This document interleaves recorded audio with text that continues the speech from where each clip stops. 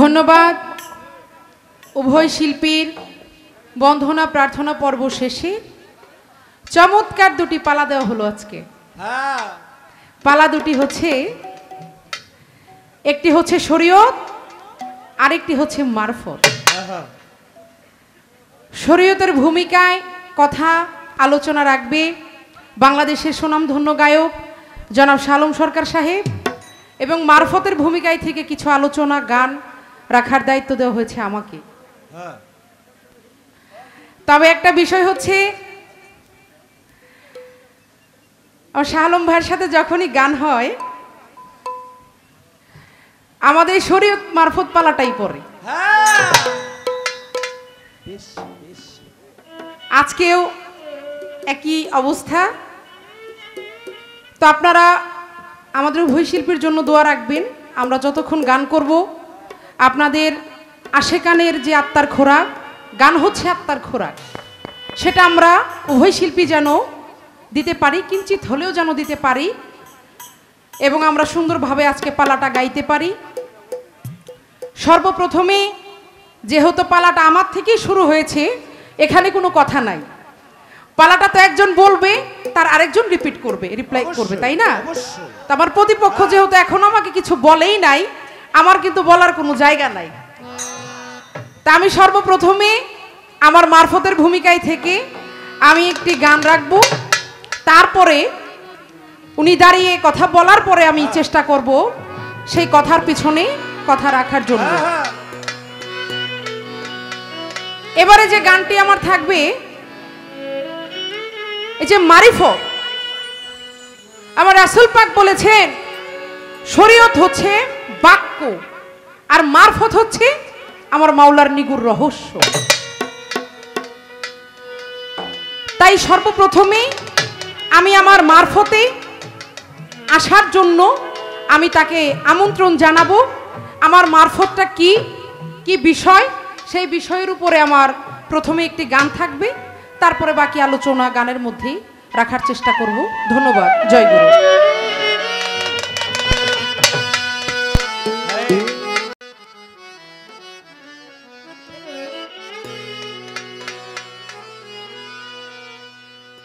ওরে মারফত হইল ভেদের গোড়া, মারিফত হয় ভেদের গোড়া, খোদার পরিচয় খোদা, মারিফতে রয় খোদা, মারিফতে রয়। মারফত হয় ভেদের গোড়া, মারিফত হয় ভেদের গোড়া, খোদার পরিচয় খোদা, মারিফতে রয় খোদা, মারিফতে রয়।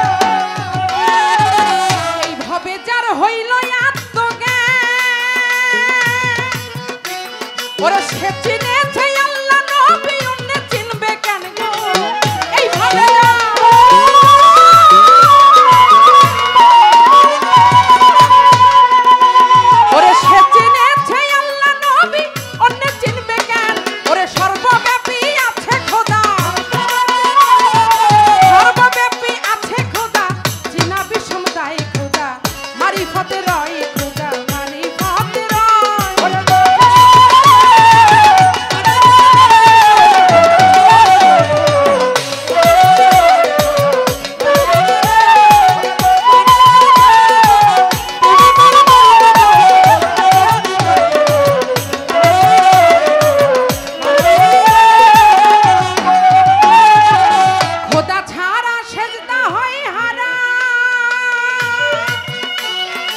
চিনিয়া করিলে সেজদা পাইবি আরাম গো খোদা ছাড়া।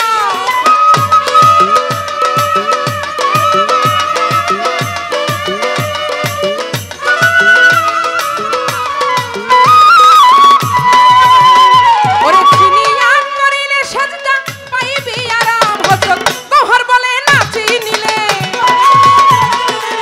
গওহর শাকাই নাচি নিলে সেজদা বৃথাই যায় খোদা মারিফতে রয় খোদা মারিফতে রয়। ওরে মারিফত হয়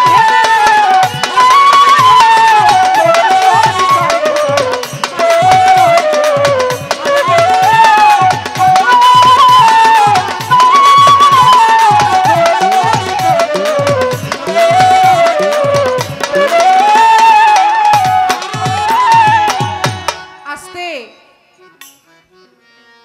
মারিফত হয় ভেদের গুড়া খুদার পরিচয় আমার খুদা মারিফতেই রয়। তার কারণ মারফত হচ্ছে গোপন বিষয় আর আমার আল্লাহ সেও কিন্তু গোপন। সে গোপনেরও গোপন। তাকে চিনতে হলে সেই গোপন সাধনা করতে হবে, তাহলেই তো আপনি নিগুড় রহস্যটা জানতে পারবেন। অবশ্যই বাবা, এই জন্য কবি বলেছে যে খোদা মারিফতে রয়। শরীয়তে নাইক পরিচয় অনুমানে সাধন করলে সিদ্ধি নাহি হয়। বাবারে, আপনি যদি গুলি করতে যান আপনার কিন্তু সেই নিশানটাকে সই থাকতে হবে। আপনি গুলি করবেন আপনার নিশানাটা কিন্তু ঠিক থাকতে হবে। যদি আপনার নিরিখটা ঠিক থাকে, সেই নিশানাটা ঠিক থাকে, তাহলে কিন্তু আপনি সেই জায়গা মতন গুলিটা করতে পারবেন। তা না হলে কিন্তু ফেল যাবেন, তাই না? শরীয়তে নাই পরিচয় অনুমানে সাধন করলে সিদ্ধি নাহি হয়। আপনি অনুমানে কখনো সাধন করে আমার মাওলাকে পাবেন না। আগে তাকে চেনার জন্য সেই রাস্তাটা আপনার অবলম্বন করতে হবে। অনুমানে কিছুই হয় না। আপনি কিভাবে মাওলার দর্শন পাবেন, কিভাবে তাকে পাবেন, তাকে পাওয়ার যে নিয়মগুলো, তাকে পাওয়ার যে সাধনাগুলো, কর্মগুলো, সেগুলো আপনার নিয়ম মাফিক করতে হবে। আপনাকে জেনে শুনে করতে হবে। অনুমানে শুধু করলেই হবে না কাজ। একটা গানের মধ্যে আছে, মানুষের শিখানো বলি মন রে ময়না বলবি কত, দেখা শুই না মানে শুই না নামাজ রোজা করবি কত। একটা গানের মধ্যে আছে। তো আপনি নামাজ রোজা করেন, শুধু শরীয়তে এই যে আপনি নামাজ রোজা করেন বিষয়টা তা না। আমি মারিফতের ফকির, আমি অবশ্যই নামাজ রোজাকে সম্মান করি, আমি নিজেও করি, আমি এটার বিরুদ্ধে না। এটা আমি করে আসছি, আমি করি। কিন্তু এখানে একটা ব্যাপার আছে, সেটা হচ্ছে আপনার করার মধ্যে আর বর্তমান আমার করার মধ্যে একটা ব্যবধান আছে। আপনি যেটা করেন আমি সেই আইনটাকে মেনে এসেছি। 5 ওয়াক্ত পাঞ্জেগানা নামাজ রোজা এগুলো আমি করে আসছি। কিন্তু যখন আমি ওই শরীয়তটা হচ্ছে প্রাথমিক স্তর, সেটা হচ্ছে প্রাইমারি, আমি ওইটা শিখে, যেমন স্কুলে গেলে আপনার শরীয় শরিয়া এটা কিন্তু আপনার প্রথম বাচ্চাদেরকে শিখায়, তাই না? ওটা শিখার পরে আপনাকে শিখাবে বানানটা কি করে করতে হয়। এভাবে পড়তে পড়তে আপনি হাই স্কুলে যাবেন। হাই স্কুলে যাওয়ার পরে আপনি যাবেন হচ্ছে কলেজে, কলেজ থেকে যাবেন আপনি ইউনিভার্সিটি, বিশ্ববিদ্যালয়। তা আমার মারফত হচ্ছে বিশ্ববিদ্যালয়। আমি ওই ক্লাসটা পড়ে আসছি, ওই পড়াশোনা করে আসছি, এখনো আমি করি। কিন্তু আপনার সেই কায়দা, আপনার নিয়মটার আমার নিয়মটার মধ্যে একটু ব্যবধান আছে। অবশ্যই। কেন বললাম? আপনি দাঁড়ায় বলতে পারেন যে আজকের ফকির সাহেব কি নামাজ রোজা মানে কিনা, করে কিনা। আমি আগে আপনার মুড়া মাইরা দিয়ে গেলাম। আমি ওই রকম ফকির না যে নামাজ রোজার বিরুদ্ধে।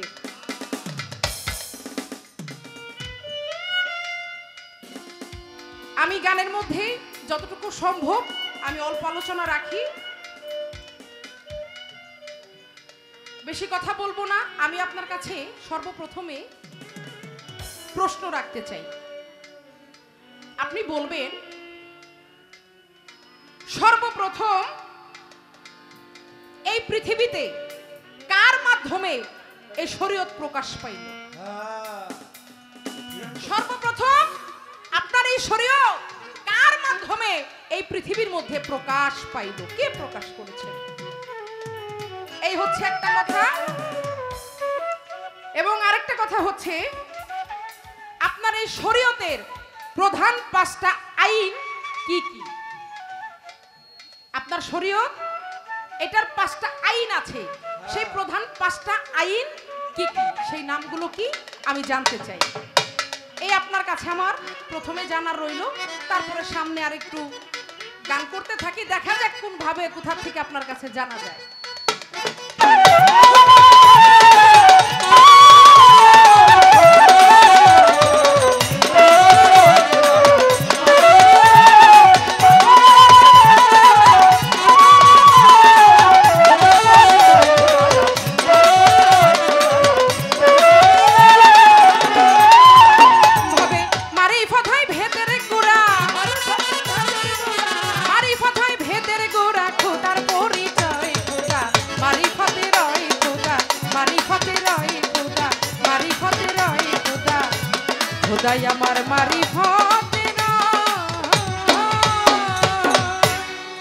আপনারা একটু সবাই চাপা চিপা বসেন, কারণ আমি একজন বিপদগ্রস্ত মানুষ। এমন এক বয়াতির সাথে আমার গান দিছেন যে আমি ভয়ে একেবারে তটস্থ। কেন তটস্থ? একদিকে হইল মমতাজের মেয়ে, তো যেমন মা তেমন বেটি।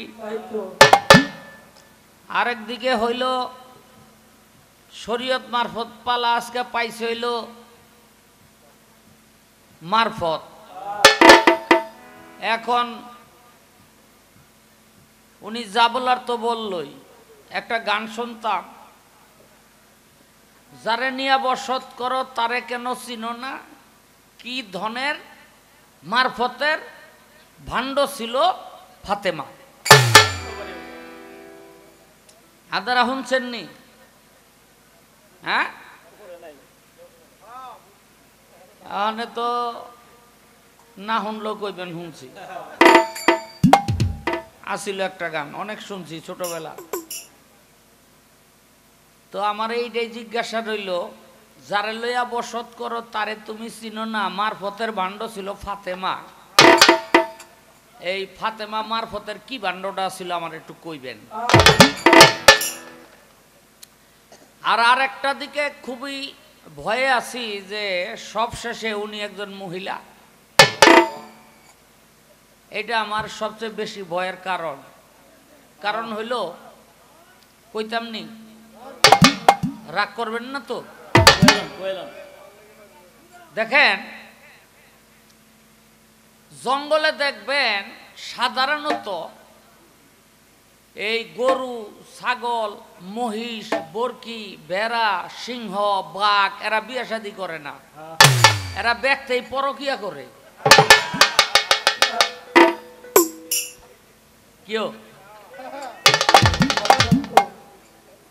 বুঝলেন, বিয়ে শাদী করে না। তো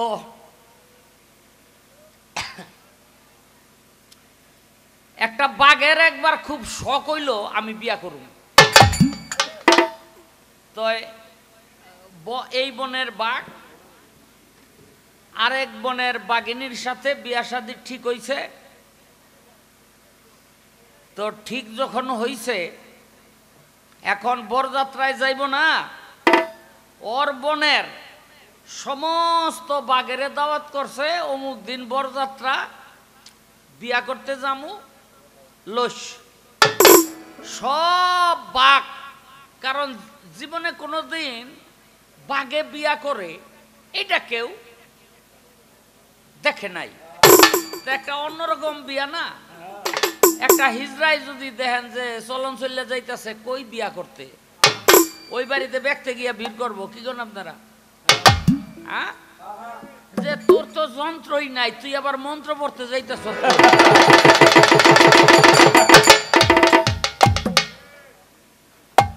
তো সব সব বাঘেরা রওনা দিছে, আজকে বাঘের বিয়া।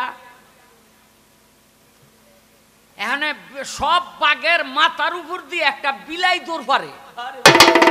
মানে বাঘেরা কয় কি রে, আমরা বাঘেরা যাইতাছি বাঘের বিয়ায়, তো তুই আমগুলোকে রওনা দিছ কেন? তারপর আবার মাথার উপর দিয়ে দৌড় পারস। বিলাই ডায় কয় ভাই রে, আমি দৌড় পারি কেন জানোস? কয় কেন? কয় আমি একটা সাথী পাইলাম। কয় তুই কি সাথী পালি? কয় একদিন আমিও বাঘা ছিলাম, এই ওই ওর মতো বিয়া করিয়া বাঘার হনে বাঘ নাই, বউয়ের ডরে বিলাই হয়ে গেছে। আমি আনন্দে নাচতাছি যে আর একটা বিলাই জগতে বাড়লো। বেদবি নেন না, যারা বিয়া করছেন বোর কাছে গেলে ব্যাগ বিলাই। কথা ঠিক নেই? এই কথা সত্য। খালি একজন আত্মুল্লাহ কন্ত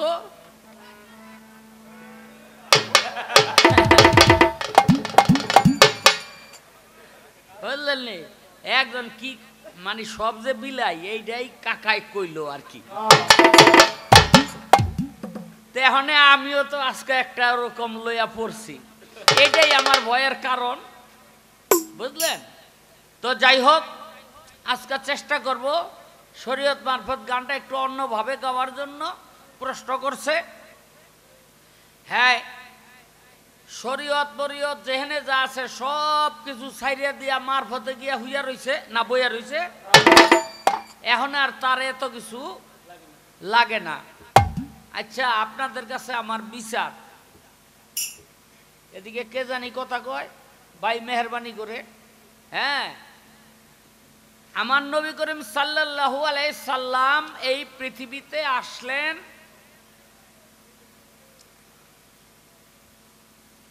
রে জায়গা কেডায় বাসাতে ফোন দিছে,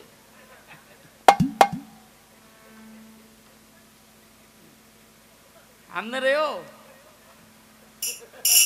যান বা যান, দু একটা উলিয়া উলিয়া ফয়দা হইতে পারে।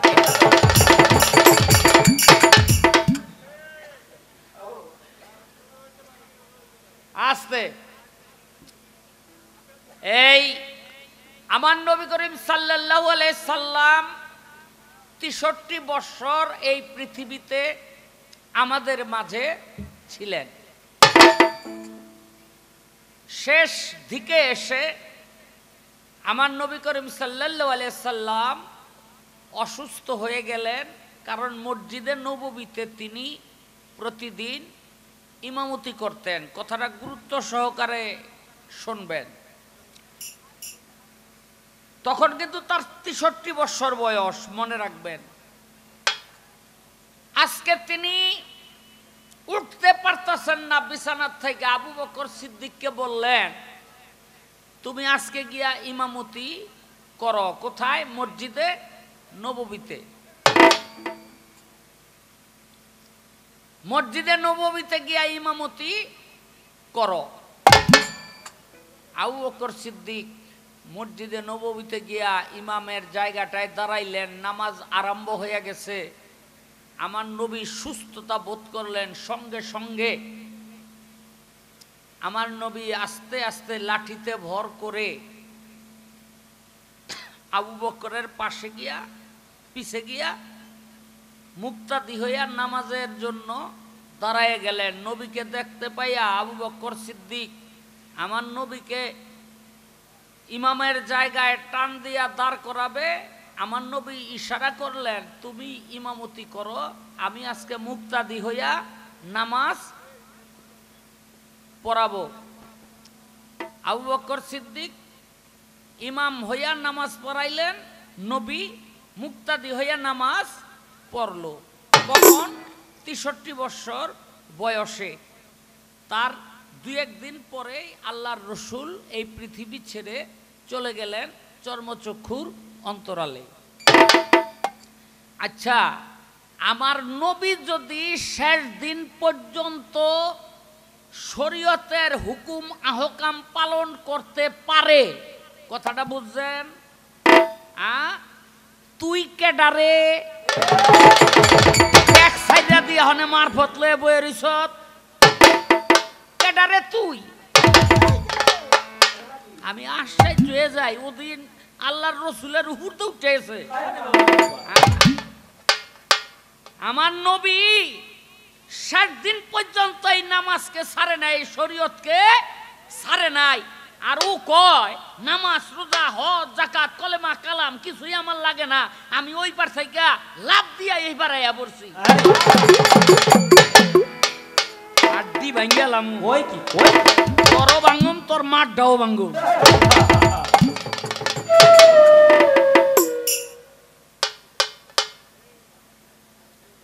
আরো দুই একটা কথা আছে আগে একটা গান কইরা লই কলেমার ভেদ না জানিলে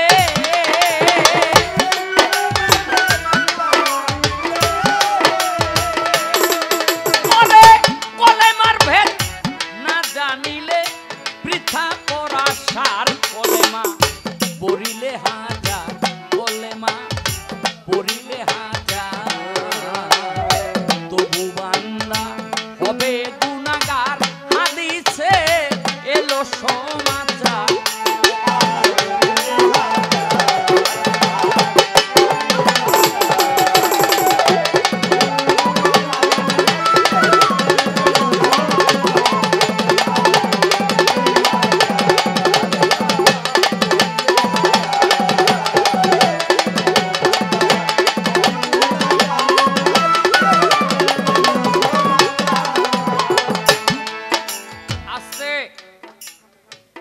কলেমার ভেদ না জানিলে বৃথা পড়া সার কলেমা পড়িলে হাজার তবু বান্দা হবি গুনাহগার হাদিসে এলো সমাচার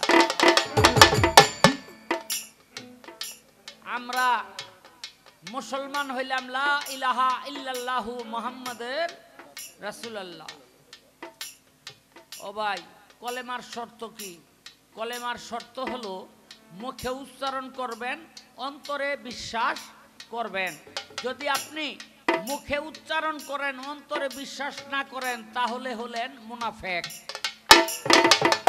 তাহলে মুনাফিক আর অন্তরে বিশ্বাস করছেন মুখে উচ্চারণ করেন নাই আপনি ফাসিক কথাটা মনে রাখবেন তাহলে আমরা কলেমায় মুসলমান অথচ পৃথিবীতে বহু মুসলমান আছে সেই কলেমায় বিশ্বাস করে না আমাগো দেশটা স্বাধীন হইছে পাকিস্তানি মিলিটারি আইয়া এই দেশে অত্যাচার নির্যাতন চালাইছে কিনা হ্যাঁ না চালাইয়া থাকলে না করে দেন আমারে চালাইছিল এই এই বাচ্চা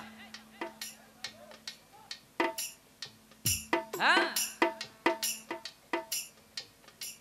তো পাকিস্তান সরকার তাকে কইয়া পাঠাইছিল এই ওই দেশে পূর্ব পাকিস্তানে সব হিন্দু কাইটা লাইবা মাইরা লাইবা কিন্তু আইয়া দেহে মসজিদের নাই অভাব আর বেকি টুপিয়ালা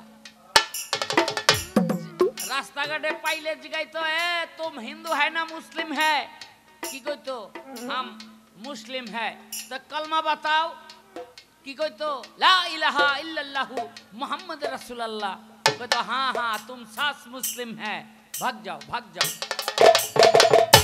আয় বলতো কিন্তু কিছু কিছু হিন্দু দেহে যে কলেমা কইলে মিলিটারির ভয় আর নাই এরাও কলেমা হিজ্ঞা লইল কি লা ইলাহা ইল্লাল্লাহ মুহাম্মাদুর রাসূলুল্লাহ ধরতো ধরে কইতো এ तुम हिंदू है ना मुस्लिम है कोई तो हम मुस्लिम है तो कलमा बताओ ला इलाहा इल्लल्लाह मोहम्मद रसूलुल्लाह जाओ जहाँ जाओ भाग जाओ तुम सच्चा मुस्लिम है राजा का रागिया मंत्रणा दिलो अपने कागज साइडा दिताছেন আপনারা কয় কাগজ কয় হেরা তো হিন্দু কয় তোই কলেমা কইতে কইলে তো কইতে পারে তো হিন্দু হইলো কেমনে কয় না মুখস্থ কইরা বইয়া রইছে কলেমা এখন এই এগুলিরে সারা যাবে না তো মিলিটারিতে কয় বুঝুম কেমনে যেটা হিন্দু না মুসলমান কয় কাপড়া উতরাইতে হইব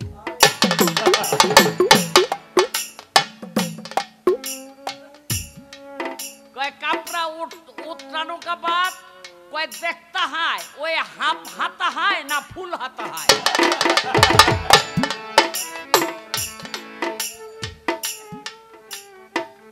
जो हाफ हाता है वो मुस्लिम है और जो फुल हाता है वो मालाउन है ओ भाई স্বাধীনতা হয়ে গেছে দেশ যারা কলেমা বইরা বাঁচছে তারা কিন্তু আবার দুর্গাপূজা শুরু করে দিছে কথা ঠিক না বেঠিক তাহলে কলেমা পাঠ করতে হলে অন্তরে বিশ্বাস করতে হবে মুখে উচ্চারণ করতে হবে এজন্য সাধক রজ্জওয়ালি দেওয়ান সাহেব বলেছেন কলেমার বেদ না জানিলে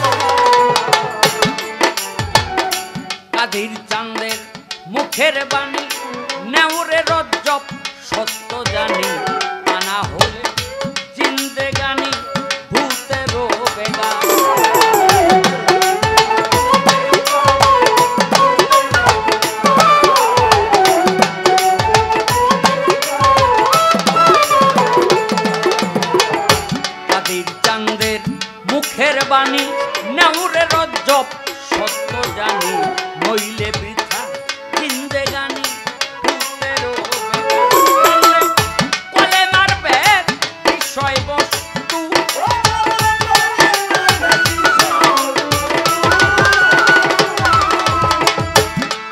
জানলে কলেমার ভেদ বিষয় বস্তু পাবি মাওলাজির দিদা কলেমা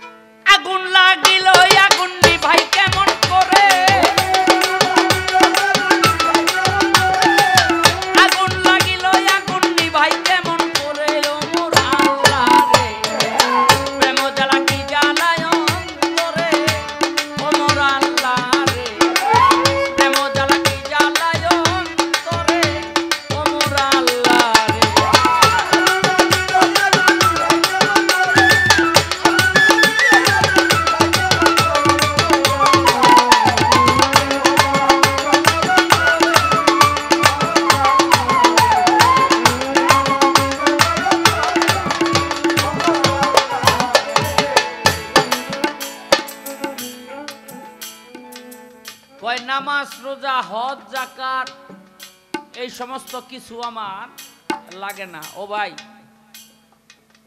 বড়বীর আব্দুল কাদের জিলানী পাঞ্জেগানা নামাজি ছিলেন কিনা, রোজা করছে কিনা, হজ করছে কিনা? তাইলে খাজা মঈনুদ্দিন চিশতি পাঞ্জেগানা নামাজ পড়ছে কিনা? শাহজালাল বাবায় পাঞ্জেগানা নামাজ পড়ছে কিনা? পড়ছে না?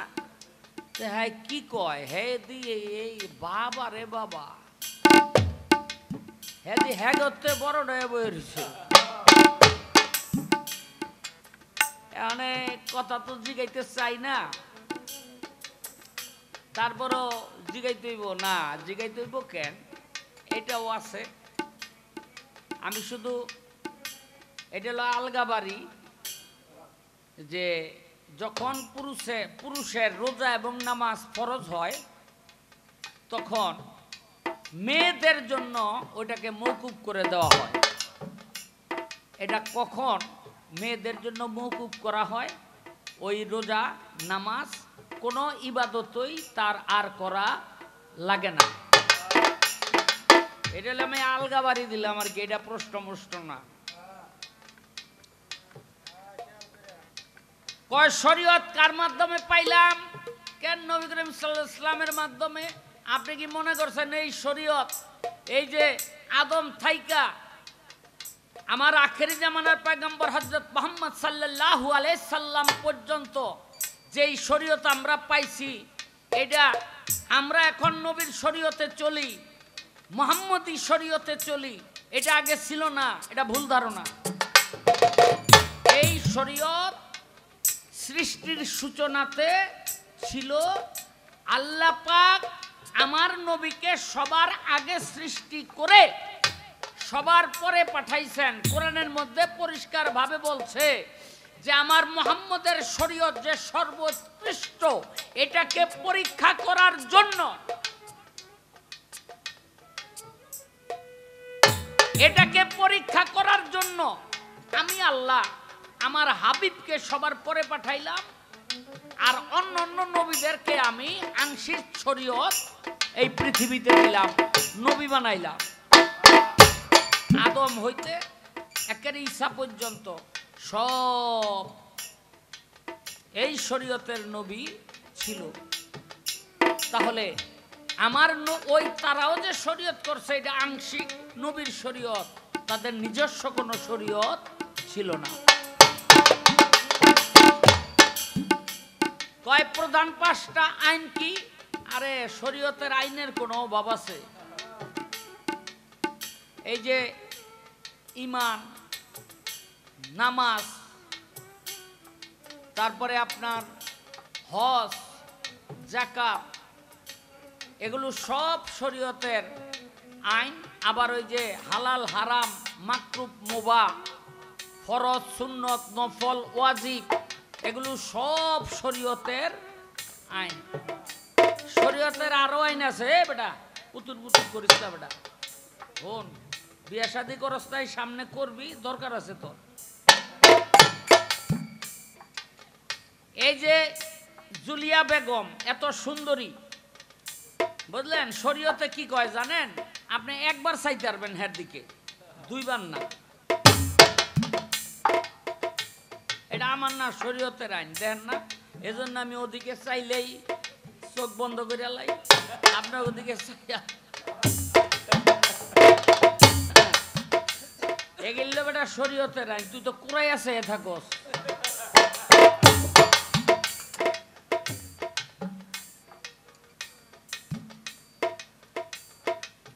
তো এগুলি সব শরীয়তের আইন। আস্তে আমি আরেকটা কথা জানতে চাইব, এই যে মারফত আপনারা করেন, আমার শরীয়তের তো আইন কানুন সব কিছু আছে, ধর্ম গ্রন্থ বিধান সব আছে। আপনার মারফত এটা কি দিয়া করে? আমার মারফত করতে হইলে এই গ্রন্থটা পড়লেন, আপনি মারফত করতে পারবেন। এই শুভ ভাই, আপনি কিছু শিখাই দিবেন না? আমি জানি আপনি অনেক কিছু জানেন।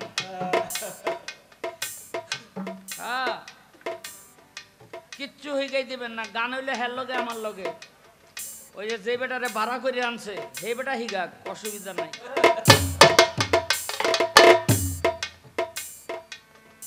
বুঝলেন নি? খাতির দিয়া গান শাহ আলম সরকার গায় না। এই পর্যন্ত রইল, দেখে কি জবাব করে।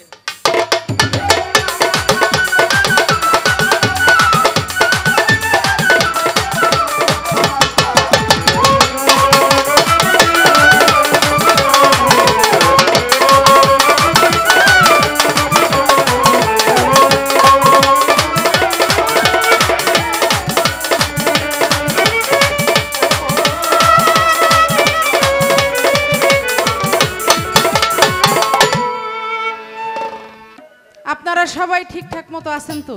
আসি আসি। হ্যালো হ্যালো, কি সাউন্ডটা কথা বলার সময় এরকম কমে যায় কেন? গেনটা আবার কমে গেছে। হ্যালো, একদম ফার্স্টে গেনটা। হ্যালো হ্যালো, ওকে। হ্যালো, রিভাব করে রাখলে হবে, একটু রিভাব দিয়ে রাখলে ক্লিয়ার আসবে সাউন্ডটা। হ্যালো,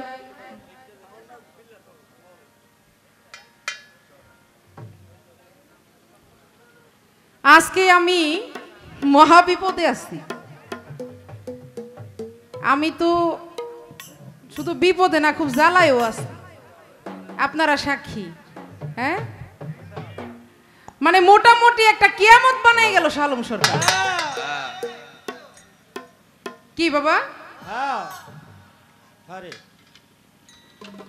কয়, আজকে যার সাথে গান তারে মানে দেখা আমি একটু ভয় পাইতেছি, আমি বিপদগ্রস্ত। আহারে, বিপদগ্রস্ত মানুষের এইরকম হ্যাঁ আপনারা খেয়াল করছেন? উনি আমারে দেখে ভয় পাইছে, বিপদগ্রস্ত, তারপরও এরকম। চিন্তা করা যায়। আর যদি ভয় না পাইতো তাইলে কি হইতো? আজকে তো স্টেজ পুরো তামা তামা করে ফেলাইতো। কথা সত্য। হ্যাঁ, কইতাছে হ্যাঁ ভয় তো পাবেনই, আপনি ভয় পাবেন না? পাবেন না? নারীকে দেখে পুরুষ একটু ভয় পাই, এটাই এখনকার নিয়ম না, কারণ সেই সৃষ্টি লগ্নের থেকে এই সিস্টেমই চলে আসছে।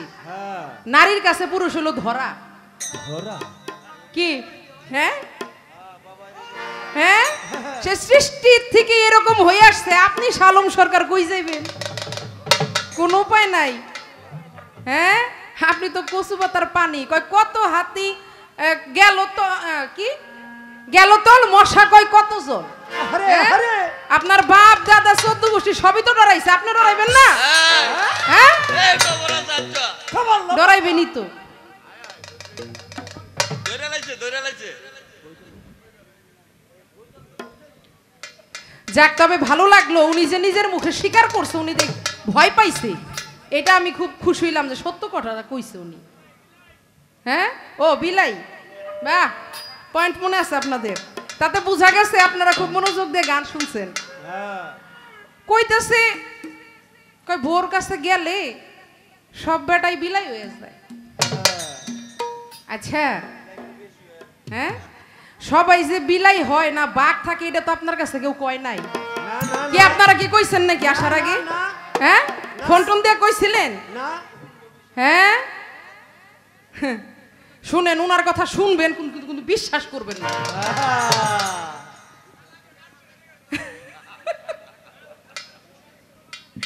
আপনাদের সবার নাক একদম কাইটে দিছে, খেয়াল করছেন?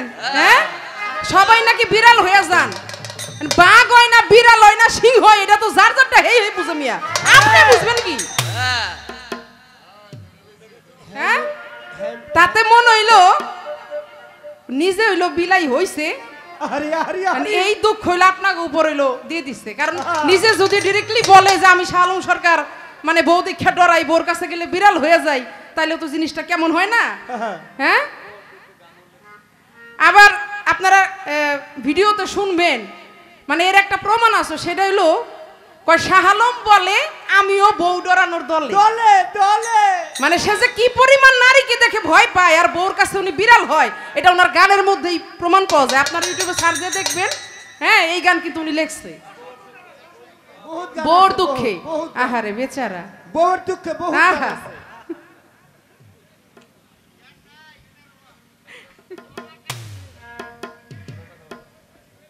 কয় আজকে তোর আড্ডি ভাঙ গেলাম।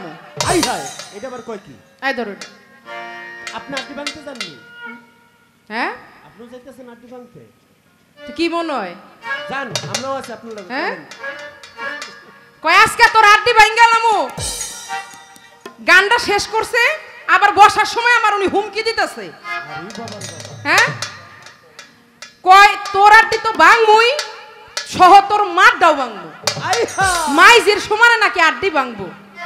আবার কইতেছে আজকে এমন শিক্ষা দিমু জানি মার কাছে যে কাইন্দা কাইন্দা কস। বলে কি এগুলা বলে কি? হ, আমারটা আপনি ভাঙতে পারবেন আড্ডি, এটা আমি স্বীকার করি, এটা অস্বীকার করার মতো কিছু নাই। আপনি আমার সিনিয়র মানুষ, গুরুজন ব্যক্তি, মারতেও পারেন, আড্ডিও ভাঙতে পারেন, আদরও করতে পারেন, ঠিক আছে।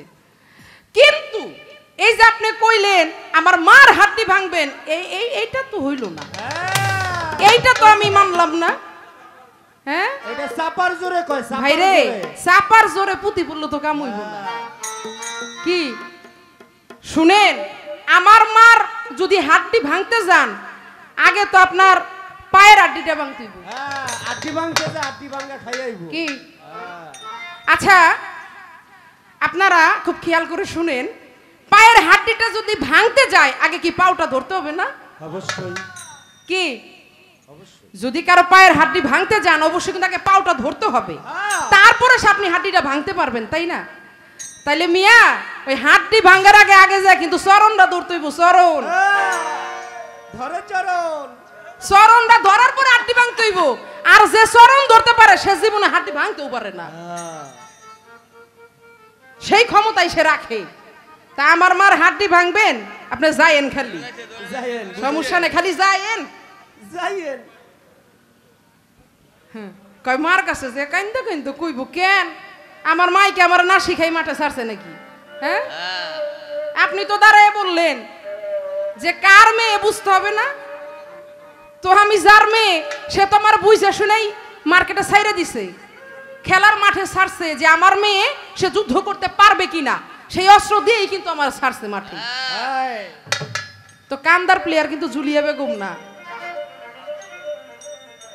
আবার বলতেছেন ওই আমাগো ভাইরে কইতেছে কয় আপনি কিন্তু শিখাই দেন না, আপনি কিন্তু শিখাই দেন না। সবুর বাইরে কইতেছে কয় আপনি অনেক কিছু জানেন, ওনারা কিন্তু শিখে দেন উনার লগে গান গাইতে আবার আমার শিখানো লাগবে। আর কেমন যে ওনার নজর আপনি চিন্তা করেন, মানে আমার সাথে কে বৈশা রইছে, কে কথা কইতেছে এটা আবার চুপি চুপি দেখি কেন? বুকের ভিতরে তো ভয় কেন? হ্যাঁ এত ভয় কেন? কইতাছে ও সাথে যেটা আইছে এইটা হইলো শিখাই দিব। শুনেন, আপনি মানে নিজের ঘরের মানুষ দেখে যে ভয় পান এটা আমি জানতাম না। তার কারণ হইলো ওনার একটা পরিচয় আছে, উনি একজন গীতিকার বাংলাদেশে। আপনারই হলো ভাতিজা, আপনারই হইলো ছেলে, তো ছেলেকে দেখে যে বাবাই ভয় পাইছে এটা একটু ভাবনার বিষয় না? এটাই তো বিশাল কিছু, এটাই বিশাল কিছু। হ্যাঁ, এটা তো আসলে অনেক বড় বিষয়। তবে শুনেন, আপনার সাথে গান গাইতে গেলে আমার কাউকে শিখাইতে হবে না, কারণ আপনার সাথে লড়ার জন্য আমি নিজেই যথেষ্ট। আমি জুলিয়া বেগম নিজেই যথেষ্ট শাহ আলম সরকারের সাইজ করার লিগা, এটা দুই একজন আওলাদ করার লাগবে না। কি আবার কইতেছে, কই তুই কেডা রে, তুই কেডা? দেখছেন কি অবস্থা, কেমনটা লাগে কোন? তো চিনে না, নতুন নতুন দেশে নতুন না। কইতাছে দয়াল নবী শেষ দিন পর্যন্ত শরীয়ত পালন করছে, তুই কেডা? আচ্ছা আপনারা সাক্ষী, আমি কি প্রথম স্টেজে দাঁড়ায় একবারও বলছি যে আমি শরীয়ত মানি না? কি বাবা কইছি না?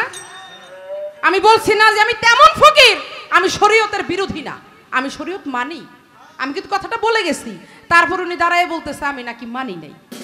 আচ্ছা সমস্যা নাই, অনেকগুলা কথা সে আমার বলছে।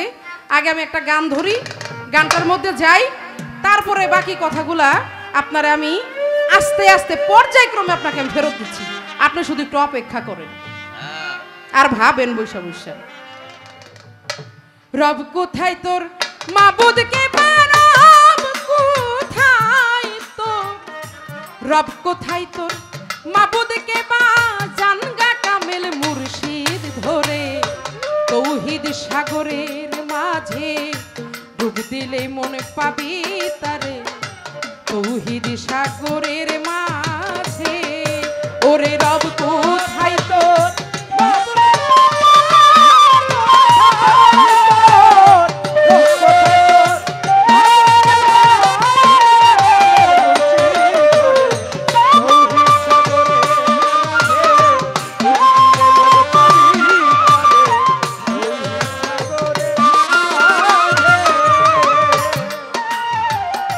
হাদিস কুদসিতে ফরমাই আছে, আপে আল্লাহ রাব্বানি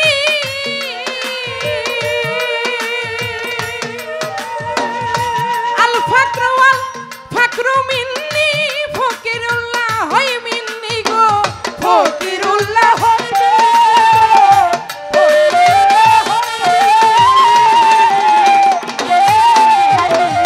হাদিস কুদসিতে ফরমাই আছে, আপে আল্লাহ রাব্বানি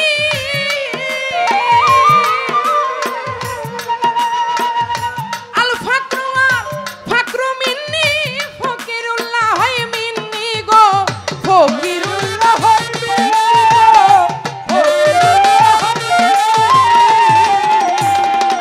আল্লাহ কয় ফকির রাই আমারই যাতে, আল্লাহ কয় ফকির রাই আমারই যাতে, আমি রই ফকিরের ভিতরে তৌহিদ সাগরের মাঝে ডুব দিলে মন পাবি তারে, তৌহিদ সাগরের মাঝে। ওরে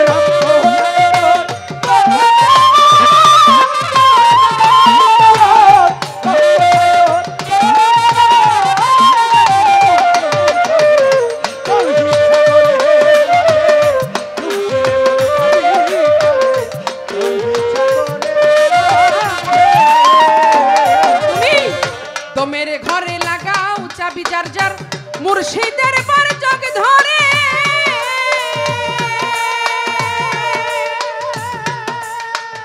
তাহলে পাইতে পারো যদি সে দয়া করে গো,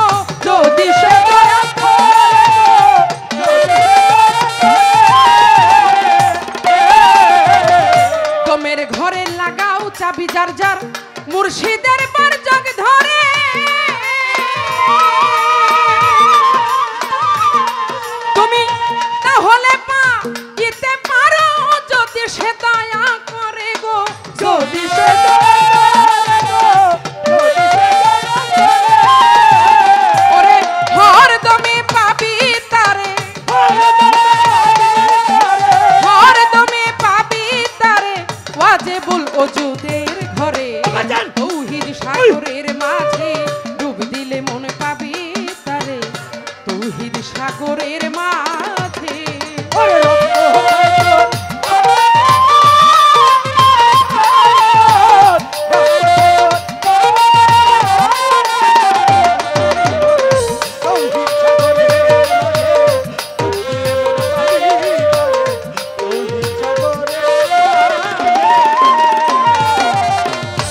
এইভাবে অন্ধ লোকে বুঝবে কি গোসাই প্রদীপের ঠিকানা।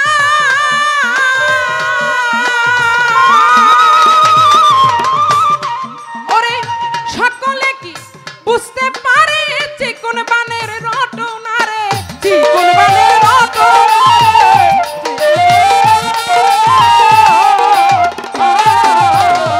অন্ধ লোকে বুঝবে কি গোসাই প্রদীপের ঠিকানা।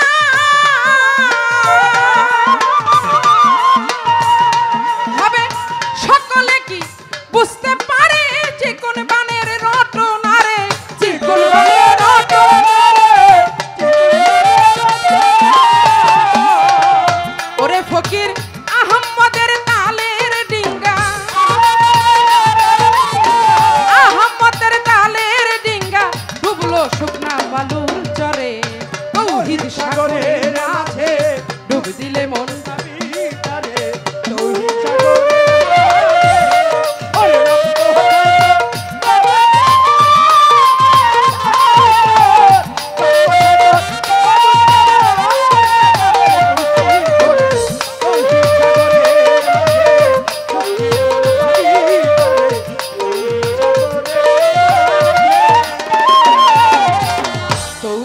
সাগরের মাঝে ডুব দিলে মন পাবি তারে।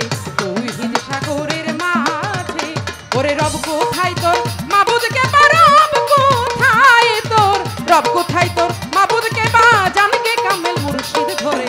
তৌহিদ সাগরের মাঝে ডুব দিলে মন পাবি তারে। তৌহিদ সাগরের মাঝে, তৌহিদ সাগরের মাঝে ডুব দিলে মন পাবি তারে। তৌহিদ সাগরের মাঝে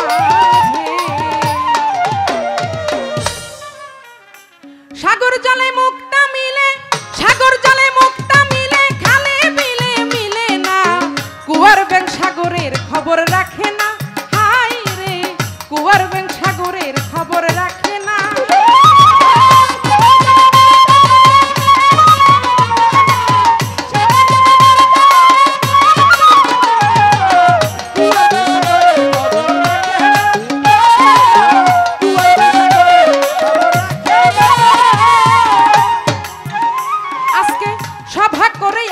যত শ্রোতাই আসে কান, সেইভাবে শুনছেন বসে বাউল বিচার গান। শরীয়তের মারিফতের দিয়ে গেল পাল্লা, আপনারা সবাই বসে করবেন আল্লাহ আল্লাহ। যেইভাবে তে কথা বলে আমি কথা ভুলি না, আস্তে ধীরে তাহার কথা জবাব দিয়ে যাই। আস্তে একটা গান শুনলাম কলেমা নিয়ে, কালা লা ইলাহা ইল্লাল্লাহু আলফা আলফা মাররাতুন বিলা তাহকিক ফাহুয়া কাফিরুন। এর অর্থ এই কলেমাকে যদি কেউ সাবুত করে না পড়ে, এটা সাবুত করতে না পারে, তার জন্য এই কলেমা একদিন তাকে হাতে হ্যান্ডকাপ লাগিয়ে জাহান্নামের দিকে নিয়ে যাবে। তার গানটা ছিল এমন, কলেমাকে শুধু পড়লেই হবে না, এটাকে সাবুত করতে হবে। চমৎকার কথা। কিন্তু এই গানের মধ্যে আমি পুরো গানটা বলবো না, গানের মধ্যে আছে কামেল পীরের সঙ্গ ধরো, কামেল পীরের সঙ্গ ধরো, তারপর হচ্ছে কলেমাটাকে সাবুত করো। তাহলে ভাই আপনার এই কলেমা সাবুত করতে গেলে তো আমার মতো মারুফতের ফকির একজন পীরের কাছে আসতে হবে। কি কলেমাকে সাবুত করতে হলে আমার কাছে আপনার আসতে হবে, তাছাড়া আপনি কলেমা সাবুত করতে পারবেন না। তাহলে আবার এত বড় কথা কোন কি দিয়ে? হ্যাঁ, এত বড় কথা বলেন কি দিয়ে? বলতেছে নামাজ রোজা হজ জাকাত কলেমা মা সব কিছু ছাইরা দিয়ে মার ফতে যায় বৈশা রইছে। বলে কি কি কইছে না? হ্যাঁ আপনি কেন মারফত করেন? তার কথাটা হচ্ছে আমি কেন মারিফত করি? আমি মারিফত করি তার কারণ, এই গানটা ধরার কারণ হচ্ছে এই যে মারিফত করি, মান আরফা নাফসাহু ফাকাত আরফা রাব্বাহু, যে চিনেছে নিজকে সে চিনল তার রবকে। হ্যাঁ রাসূল বলেছেন নিজেকে না চেনা পর্যন্ত আপনি কখনো রবকে পাবেন না, তাকে চিনতে পারবেন না। আর নিজেকে চিনতে গেলে তো অবশ্যই একজন কামেল গুরুর কাছে যাইতে হবে। অবশ্যই। কি যাবে যদি মাসক রূপ দর্শনে, আল্লাহর আশিকান বসো অলি আল্লাহর ধ্যানে। ধ্যানে। ও সেনারে চিনতে হইলে রে চলো যাইছে না লোকের সঙ্গে। শোনে কি হ্যাঁ আপনি চিনতে গেলে যে চিনে তার কাছে যাইতে হবে। আরে আপনি যদি স্কুলে পড়াশোনা করতে যান, আপনি যদি একজন শিক্ষকের কাছে না যান, আপনি কিন্তু পড়াশোনাটা পারবেন না, না না তাই না? তাহলে আপনার পড়াশোনা শিখতে গেলে একজন শিক্ষক, গুরু হচ্ছে পথ প্রদর্শক।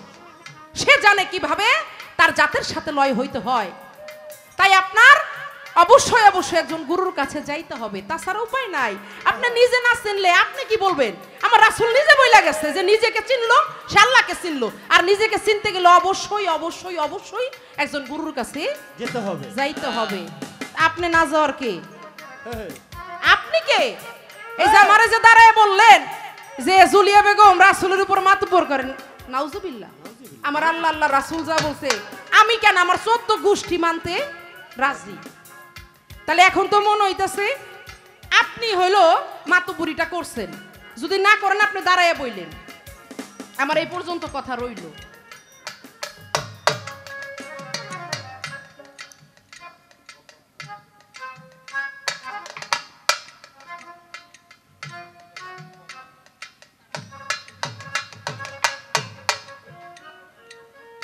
হ্যাঁ কয়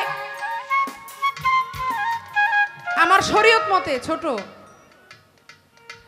উনার দিকে একবার তাকানো যায়। কইছে না কথাটা? হ্যাঁ আচ্ছা, আপনি কি আমার দিকে একবার তাকাইছিলেন? কি তোমরা সাক্ষী না? হ্যাঁ ঘন ঘন চাই, ঘন ঘন চাই, ঘন ঘন চাইছে, ঘন ঘন চাই। বারবার চাইছে, কিন্তু চাহুইনটার মধ্যে একটু ক্যাপাসিটি আছে। একটা হলো দেখবেন সরাসরি চাওয়া, আর একটা হচ্ছে একটু আরে চাওয়া, একটু পরপর আরে চাইছে। দেখি আরে স্যার কি ব্যাপার, স্বভাবটা এখনো ভালো হইলো না? খালি চোখ হ্যাঁ ঘুরায়। চোখের সমস্যা, কি চোখের সমস্যা, আরে আরে চাইতে স্যার কয় আমি কিন্তু চাই না। হ্যাঁ চোখের সমস্যা। শুনেন, আমার মার চোখ হসপিটাল আছে, মানে যাই চোখটা একটু দেয়, আপনার চোখের ডাক্তার দেখাই দেব। যাক, এ পর্যন্ত বলা কওয়া শেষ। এবার আসি প্রশ্নে। আমার কাছে একটা আলগা বাড়ি দিছে। কি আলগা বাড়ি? কতবারই তো দেখলাম। এটা আবার কোন বাড়ি? কয় কখন নারীদের ইবাদত করা যায় না, আল্লাহ পাক তাদের এটা মওকুফ করে দিয়েছে, মাফ করে দিয়েছে। খুব সহজ একটা অঙ্ক, সহজ হিসাব। সেটা হচ্ছে মা বোন সবারই আছে, নারীদের যখন সেই ঋতুস্রাবটা হয় হ্যাঁ হ্যাঁ তখন সে ইবাদত করতে পারে না, কিন্তু ইবাদত না করলেও কিন্তু সমস্যা নাই। হ্যাঁ আপনারা ইবাদত করেন আর আমরা ইবাদত না কইরাও সমস্যা নাই। তাইলে বুঝেন এখানেও লেডিস ফার্স্ট, হ্যাঁ, নারী আগে। নারী কি? আগে। হ্যাঁ, আপনি কোন দিক দিয়ে যাইবেন ওই দিক দিয়ে আপনার আজকে আমি ধরমু। হ্যাঁ, হ্যাঁ কয় আমি শাহ আলম সরকার কারোর সাথে খাতির করে গান করি না। কয় আমি কারোর সাথে খাতির করে গান করি না। কইরেন না, আপনি কইরেন না খাতির। আপনারা কে কইছে খাতির করে? সমস্যা কি? আপনি খাতির কইরেন না, আপনি বুঝি খুব আমারে খাতিরটা করতেছেন। হ্যাঁ, কতগুলা কথা আমারে কইয়ে গেছে, আটটি গুটি বাইঙ্গা পুরা গুড়া গুড়া করে লাইবো, উনি আবার একটা খাতির করে গান গাইতেছে। তাই কারোর সাথে খাতির করি না, আপনি খাতির কইরেন না। আমিও ভুইলা গেলাম, আপনিও ভুইলা যান, সমস্যা নাই। দেখি আজকে আপনি খাতির না কইরা কি করতে পারেন আর আমি কি করতে পারি। এটা হচ্ছে আপনারা, আপনাদের উপর দায়ভার দিলাম, আপনারা এটা বিচার করবেন। একবারে মায়া মোহাব্বত সব ধুয়ে মুছে শেষ করে দিলাম, দরকার নাই, আপনি খাতির কইরেন না, আমিও করবো না।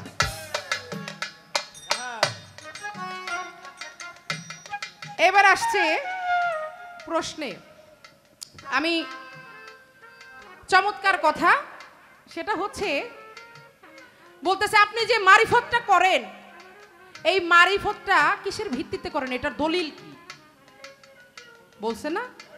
হ্যাঁ আমার রাসূল পাক শরীয়ত, মারিফত, হাকিকত, তরিকত, 4 তরিকার নবী সে কি হ্যাঁ অস্বীকার করতে পারবেন? না না আমার রাসূল পাক তিনি 4 তরিকারই নবী, এবং আমার এই হুজুর পাকের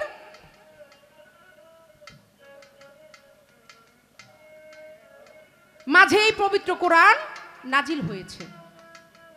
আচ্ছা, আমার হুজুর পাকের মাঝে যদি এই পবিত্র কোরআন নাজিল হয়ে থাকে, তাহলে কি কোরআনটা কি আমার মারিফতের বাইরে? না না হ্যাঁ, কোরআনটা হচ্ছে আধ্যাত্মিক ইশারা, প্রত্যেকটা জিনিসের জাহিরি এবং বাতেনি দুইটা দিক আছে। আছে হ্যাঁ, কোরআনটাই আধ্যাত্মিক ইশারা। আমার দাদা একটা গান গাইতো, এই কোরআন কেউ পড়িয়া জ্ঞানী হইল, আবার কেউ শিখিল ভিক্ষা করা, এই কোরআনটা আধ্যাত্মিক ইশারা। আরে তাহলে ওই যে আমি যে মারফতটা পালন করি, এটা আমি আমার পবিত্র কোরআন শরীফের এই দলিলের মাধ্যমেই করি, যেহেতু এটা আমার রাসূল পাকের মাঝে নাজিল হয়েছে, সে যেহেতু আমার মারিফতের নবী, আমি কোরআন মতেই মারিফতটা পালন করি। এই হচ্ছে বিষয়। ভালো ভালো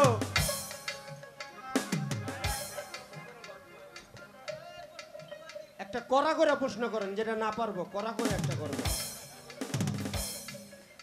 আপনার কাছে এবার আমার একটা প্রশ্ন, আপনি বলবেন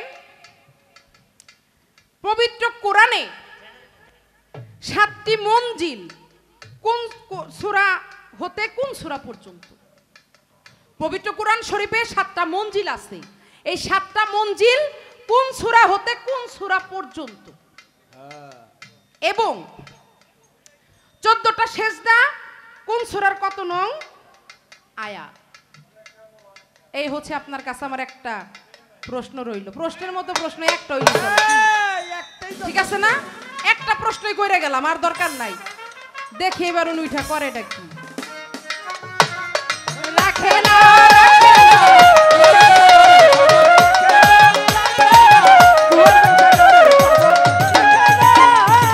সাগর জলে মিক্ত মিলে, খালে বিলে মিলে না,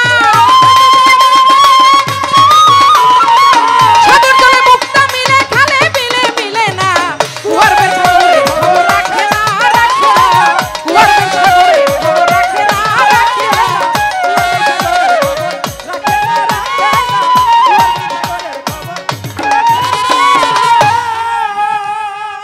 শুনেন, খালি কুয়ার ব্যাঙের মতো খালি কুয়ার মধ্যে ঘুর ঘুর কইরেন না, একটু সাগরের খবরও লইেন। কইছে লইব, আপনারা অপেক্ষা করেন। আজকে 1 বছর পর জুলিয়া বেগমের সাথে আমার গান।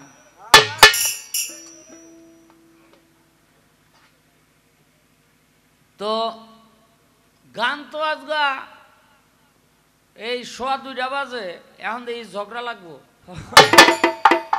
লাগবো কি লাগিয়া গেছে,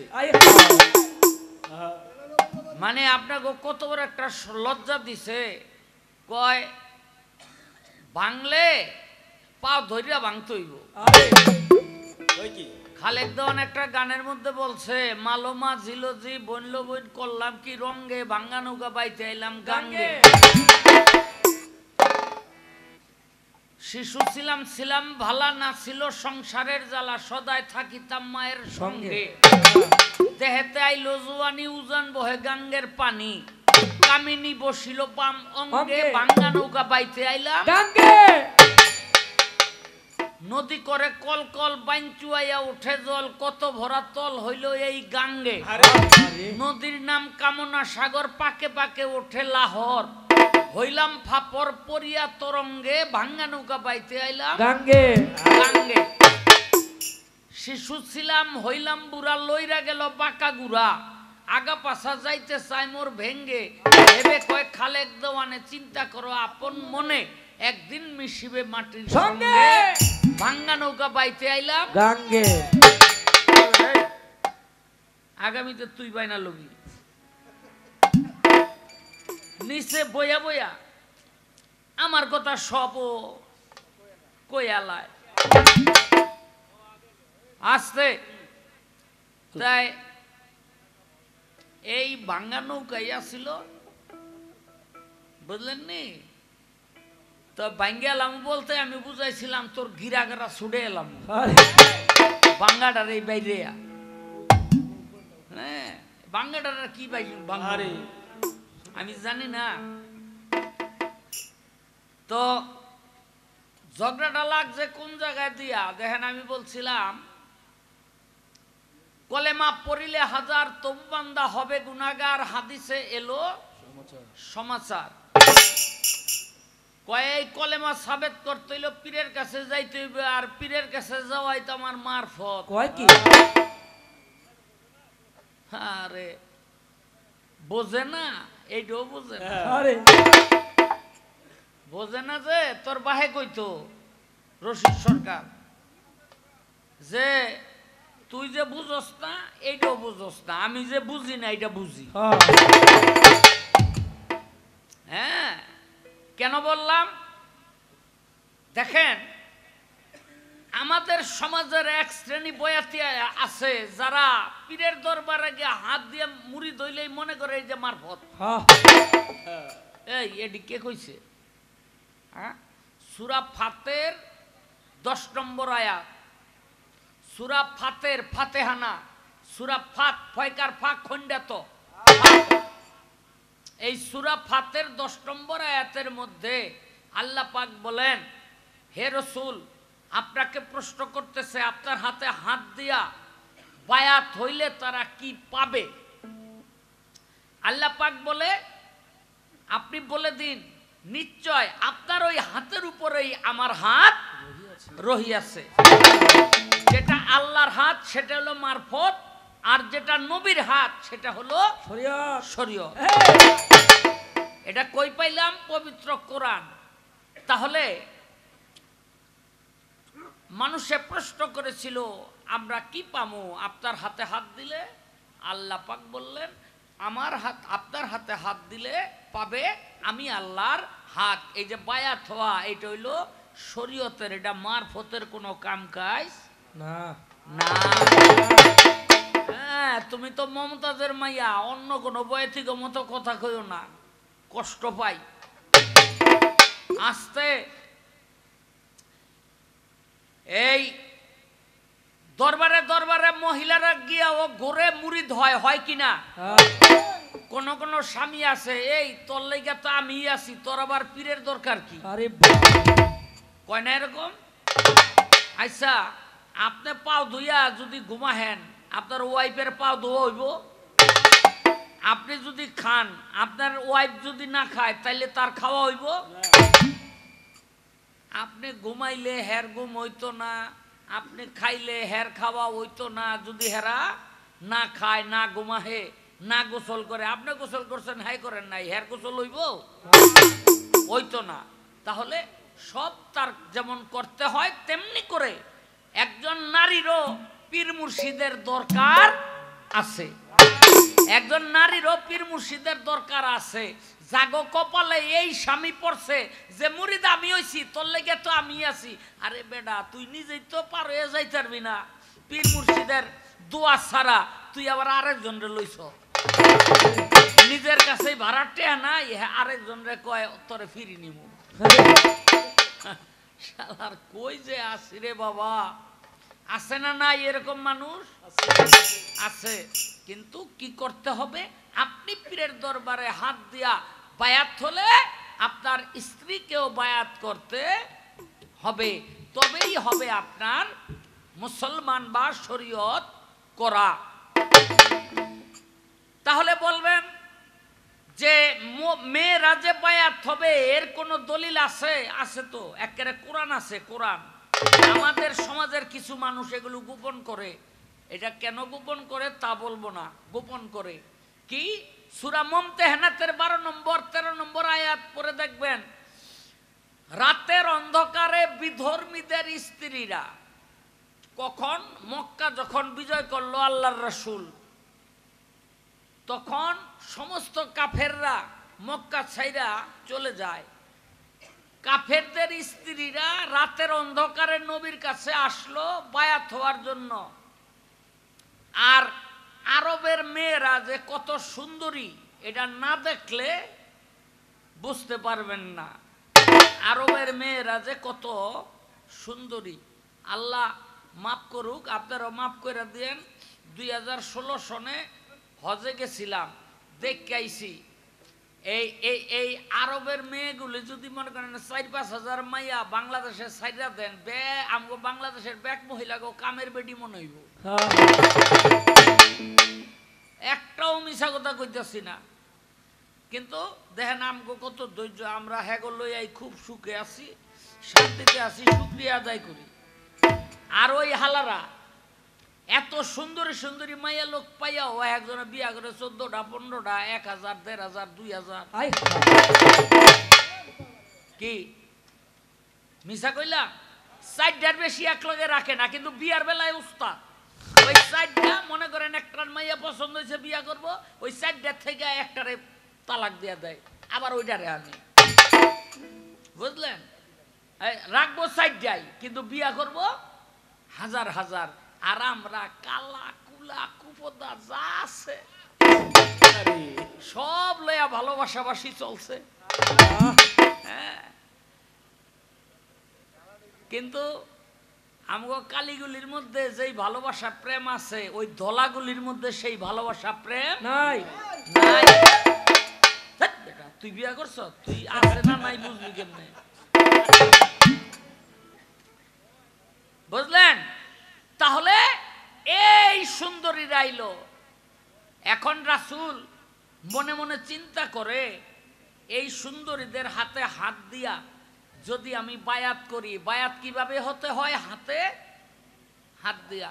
যদি আমি এদেরকে এইভাবে বায়াত করি, তাহলে আসতে ভাই, হ্যাঁ, যদি বায়াত করি তাহলে সকালবেলা কাফেররা আমার নামে বদনাম রটাবে। কি যে আমাদের স্ত্রীদের গায়ে মোহাম্মদ হাত দিছে, সবাই বলেন নাউজুবিল্লাহ। রাসূল ইস্তত বোধ করলেন, মানে কি করবে, কিং কর্তব্য বিমূঢ়, সিদ্ধান্ত নিতে পারতেছেন না। তখন আল্লাহ পাক সূরা মুমতাহানাতের 12 নম্বর 13 নম্বর আয়াত নাজিল করলেন, বললেন, হে দোস্ত, রাতের অন্ধকারে যারা আপনার কাছে বায়াত গ্রহণ করার জন্য আসছে, চুরি করবে না, জেনা করবে না, ব্যভিচার করবে না, মেয়ে সন্তানদেরকে হত্যা করবে না, এদের থেকে যদি আপনি মুখ ফিরাইয়া নেন, এরা যদি বিপদগামী থাকিয়া যায়, আখেরাতে কিন্তু এই দায় আপনারই বহন করতে হবে। আল্লাহর রাসূল কি করলো? পানি মটকা আনাইয়া তার মধ্যে পানি দিয়া এক দিক দিয়া রাসূল হাত দিল, আরেক দিক দিয়া ওই 497 জন নারী হাত দিল, তারপরে তাদেরকে বায়াত করলো। পবিত্র কোরআন সূরা মুমতাহানাত।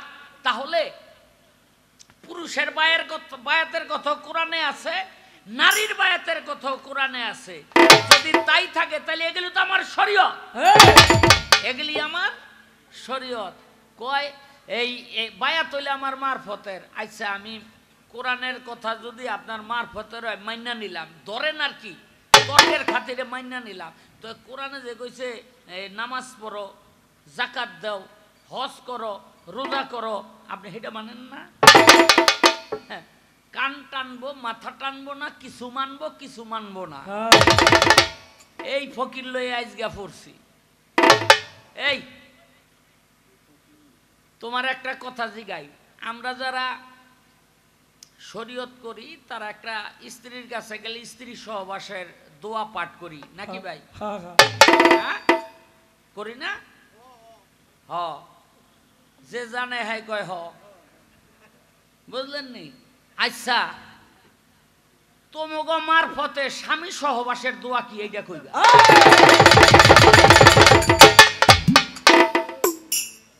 আমগো শরীয়তে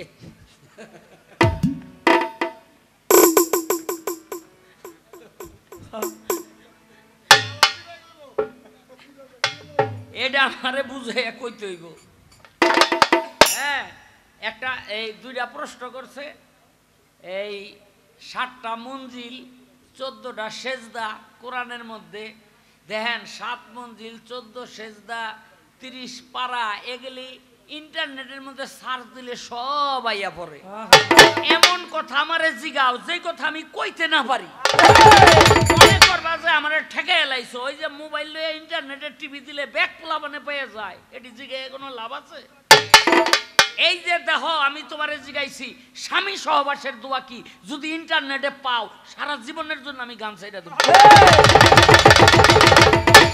নতুন কথা তাজা কথা এগুলো তাজা কথা হ্যাঁ 500 কামাই এলাইছি এই যে দেখো আরো 100 দিছে এই ভাই আলহামদুলিল্লাহ এলো প্রমাণ আল কোরআনে এলো প্রমাণ আসে কান্তার ইশারা আইকে এনে বেরলে সরাবন বহুরা আইকে এনে বেরলে সরাবন বহুরা আইকে এনে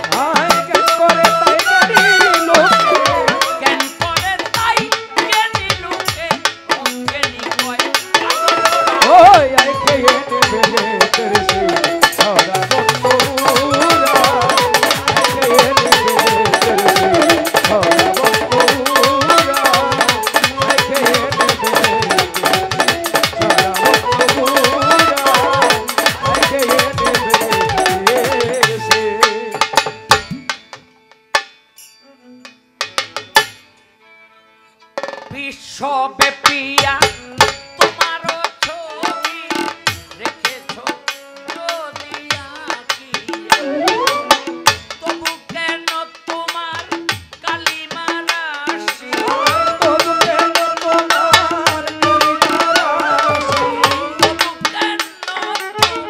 কালিমা রাশি রয় না মমগায়ে মাখিয়া, বিশ্বব্যাপিয়া তোমারও ছবি রেখেছ যদি আঁকিয়া।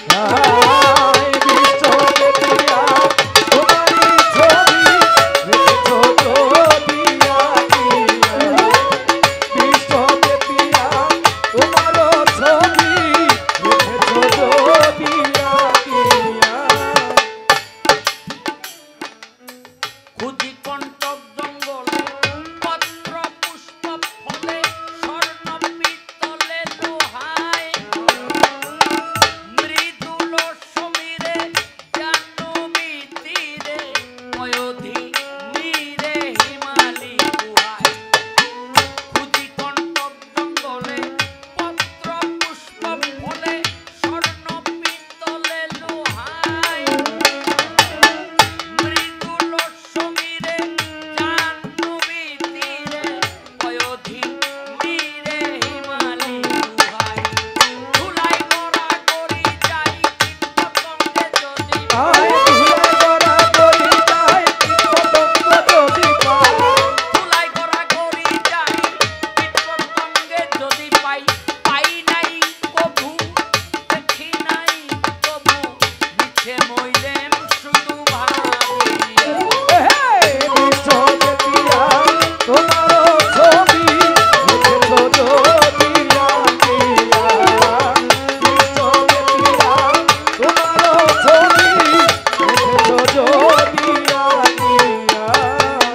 চন্দ্র তপনে তারকার গগনে কুয়াশার সনে ঘিরে মেঘ মোল্লায়, বাইবেল কোরআনে বেদ আর পুরাণে বাউলের গানে কিছু শোনা যায়। চন্দ্র তপনে তারকার গগনে কুয়াশার সনে ঘিরে মেঘ মোল্লায়, বাইবেল কোরআনে বেদ আর পুরাণে বাউলের গানে কিছু শোনা যায়। কেউ না কিছু জানে রয়েছ কোনখানে,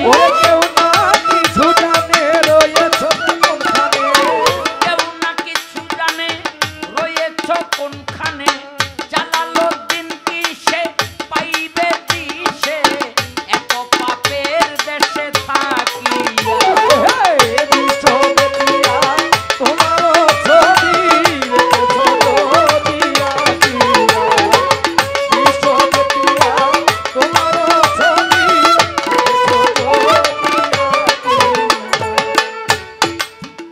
আস্তে আমগো সেন্টু ভাই কইছে প্রশ্ন উত্তর কম। আচ্ছা আমি একটা কথা জিজ্ঞেস করব, শরীয়তের হইল পরা কলেমা, নাই মাবুদ আল্লাহ ব্যতীত, হযরত মুহাম্মদ সাল্লাল্লাহু আলাইহি সাল্লাম তার প্রেরিত রসূল, বুঝলেন নি? হ্যাঁ, অনেকে কয় পুরুষ, এগুলি হলো অপব্যাখ্যা। পুরুষ হইলে রাজুল হতো, রাজুল শব্দের অর্থ পুরুষ, কিন্তু আল্লাহর রসুলের সৃষ্টি হয়েছে আল্লাহর রেসালত থেকে, এজন্য তিনি হলেন রসুল, বুঝলেন নি? এজন্য বলা হয় লা ইলাহা ইল্লাল্লাহ মুহাম্মাদের রাসূলুল্লাহ, আল্লাহর রসুল অর্থাৎ আল্লাহর রেসালত। সেই রেসালত কি? রেসালত মানে হলো স্বভাব, রেসালত মানে হলো চরিত্র। আহাত হলো গোপন আর আহাম্মত হলো প্রকাশ। এগুলিও অনেক নিগুড় কথা, সব জায়গায় বলা যায় না। এখন শরীয়তের কলেমা হলো পড়ার, আর মারফতের কলেমা হইল দেখা। আমি একটু জানতে চাই এই মারফতের দেখা কলেমাটা, এই কলেমাটা কিভাবে দেখবো, এই কলেমার রূপটা কি? আস্তে মনে করেন গজার মাছ আর হইল মাছ একই রকম, ফোঁটা খালি ভিন্ন নাকি? ট্যাংরা মাছ আর বজ্জা মাছ একই রকম, সাইজ খালি একটু ছোট বড়। বাইং মাছ, কুচ্চা মাছ দেখতে একই রকম নাকি? খালি থোতাদার কুচ্চা মাছের থোতার এখান একটু চেপটা, বুঝলেন নি? ইলিশ মাছ আর চন্দন মাছ এটা একই রকম। ইলিশের স্বাদ আছে, চন্দনের স্বাদ নাই। তাহলে এই যে কলেমাটা এটা দেখতে কেমন? আমাকে যদি মনে করেন গজার মাছটা দেখাই এখন, এটা হইল মাছের মতো, এই যে গজার মাছের মতো হইল মাছটা বুঝা নিলাম। এই হইল আমার একটাই প্রশ্ন রইল, আর জবাবটা দিলে যেন হ্যার ঘুমটা ভাঙ্গা যায়। এই যে ঘুমাইতেছে তোমার মতো মোটা,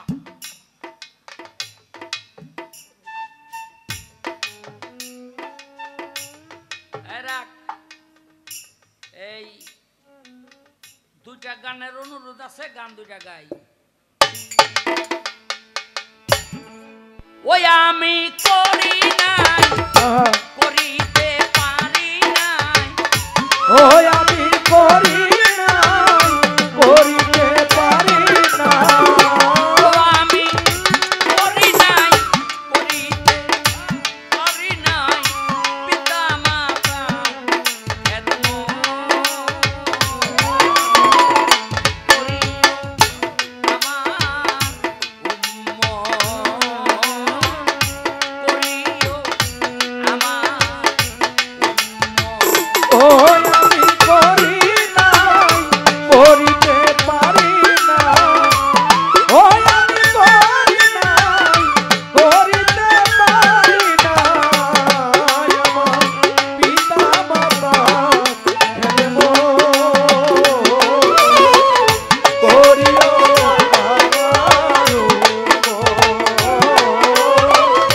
করিও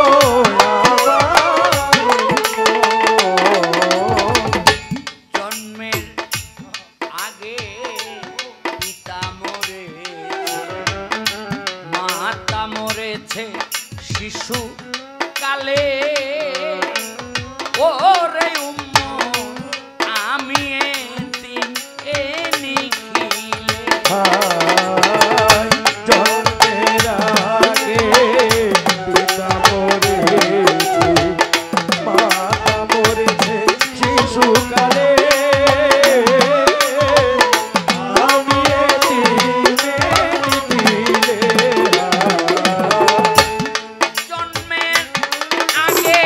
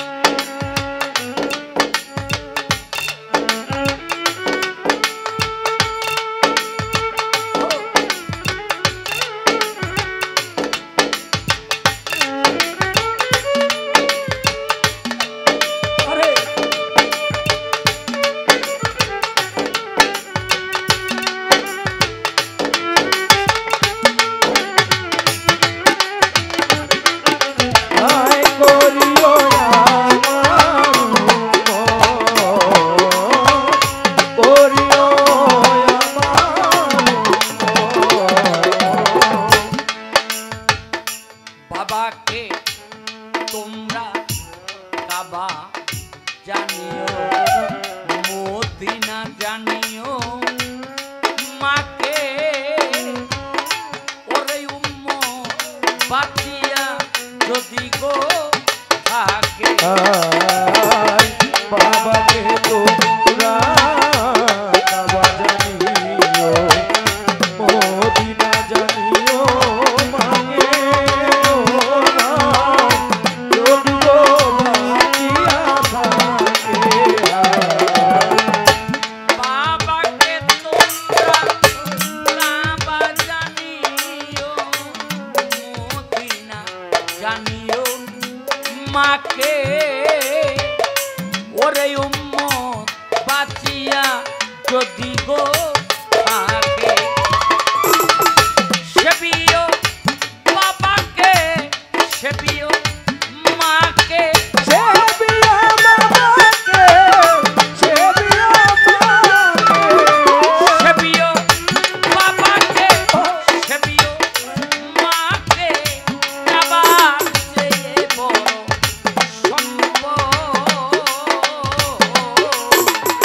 করিও আমার উম্মত করিও আমার উম্মত আয় আমি করি না করিতে পারি না ওই আমি করি না করিতে পারি না আমার পিতা মাতা যাতে করিও আমার করিও আমার বেয়াদবি মাফ করবেন বর্তমান জামানা কলিকাল কিছু কিছু পোলাপান আছে বিয়া শাদী করতে পারলে তখন মনে করে ঠেকা সাইরা গেছে আর বাপ মার দরকার নাই। আমার একটা গান আছে, বাবা একবার যদি লয় বিছানা সবাই ভাবে আবর্জনা, একটা কয়েল জোটে না তারাইতে ঘরের মশা, বৃদ্ধ হলে মা বাবা হয় সিদ্ধ ডিমের ভাঙা শসা। আস্তে ছোট করে এনে জাগো ঠেকা হাইরা গেল। ওই সমস্ত পোলাবানের লেগে একটা কথা কই, এক মাস পরে দেখে এক সেমরা নৌকার মধ্যে পায়খানা করিয়া ওই দুই হাত দিয়া হুসে।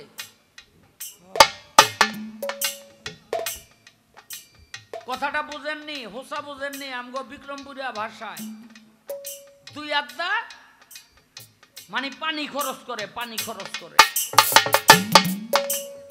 তাই মাতবরে কয় কিরে তুই দুই আড্ডা হুসস কেন? কয় সকালে না ভিন্ন করে দিয়ে গেলেন। কয় হোসার লগে এই ভিন্ন করার সম্পর্ক কি? কয় মাতবর সাপ বিয়া শাদি কইরা মনে করছিলাম ঠেকা হাইরা গেছে, বাপ মা লই আর থাকুম কেন, বউ লইয়া ভিন্ন হয়ে গেলাম, আপনারা কইরা দিয়া গেলেন। এখনে কামের জ্বালায় চোহে মুহে পথ দেখি না, এখনে দুই আড্ডা হইছে আর সময় বাঁচাইতেছে।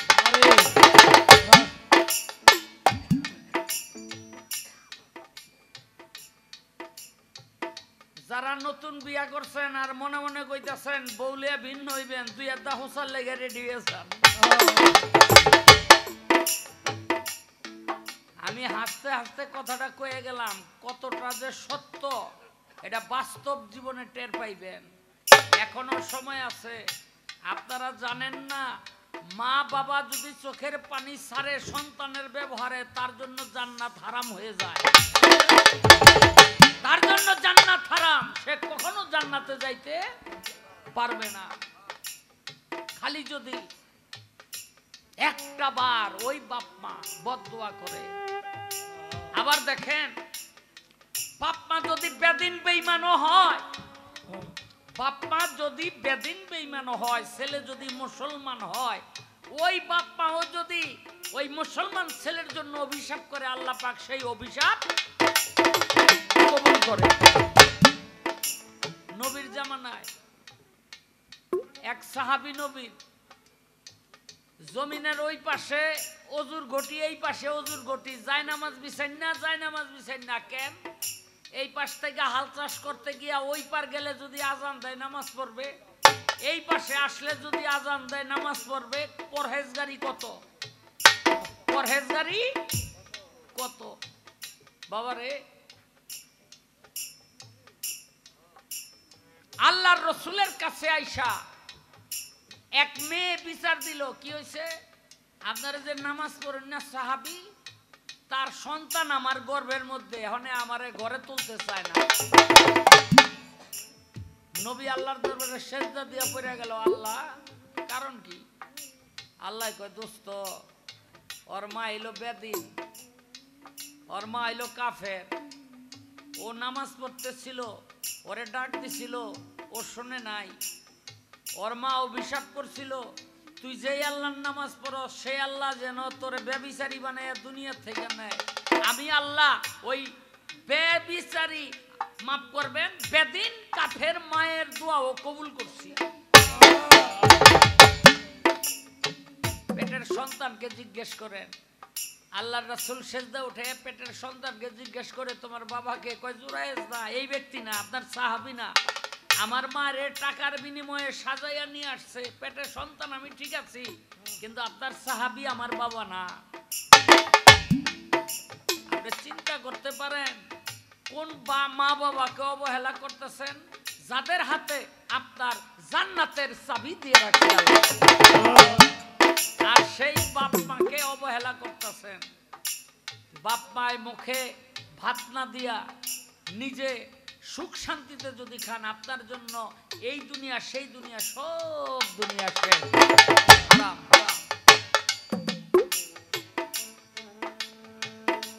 মায়েরও মুখেতে বাবারও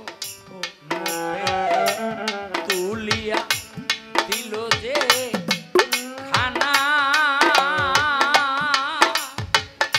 ওরে মানুষ সেখানা পায়রা বাবারও খেতে মায়েরও মুখেতে তুলিয়া দিল যে খানা, সেখানা পায়রা মায়ের মুখেতে বাবার মুখেতে তুলিয়া দিল যে খানা, ওরে মানুষ সেখানা পায়রা বানা। ও তাই শাহ আলম সরকার বলে ভাই দরকার, শাহ আলম সরকার বলে ভাই দরকার, শাহ আলম সরকার বলে ভাই দরকার, পিতা মাতার নেক বরকত। ও করিও আমার করিও আমার ও আমি করি নাই, করিতে পারি নাই, ও আমি করি নাই করিতে পারি না, ও আমি করি নাই, করিতে পারি নাই, পিতা মাতার খেদমত করিও আমার উম্মত, করিও আমার